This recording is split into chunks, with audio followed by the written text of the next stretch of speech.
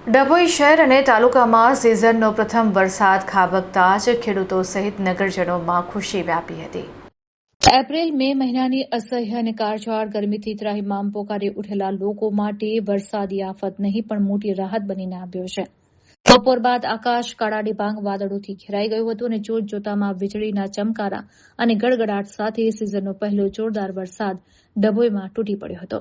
આ પ્રથમ વરસાદના ધમાકેદાર આગમન સાથે સમગ્ર પંથકમાં જાણે વિધિવત ચોમાસું બેસી ગયું હોય તેવો માહોલ સર્જાયો હતો।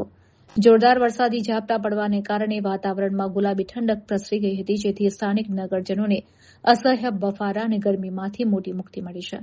શરૂઆતમાં વાતાવરણના આ અણધાર્યા પલટાને કારણે જગતના તાત એવા ખેડૂતોમાં થોડી ચિંતાની લકીરો ચોક્કસ જોવા મળી હતી, પરંતુ આખરે વાવણી લાયક અને ખેતી લાયક સારો વરસાદ થતાં ખેડૂતોના ચહેરા ખીલી ઉઠ્યા છે। પહેલા જ વરસાદમાં ડભોઈ શહેર અને ગ્રામ્ય વિસ્તારોના માર્ગો ઉપર પાણી ફરી વળ્યા હતા અને લોકોએ લાંબા સમય બાદ વરસાદી મોસમનો આનંદ માણ્યો હતો।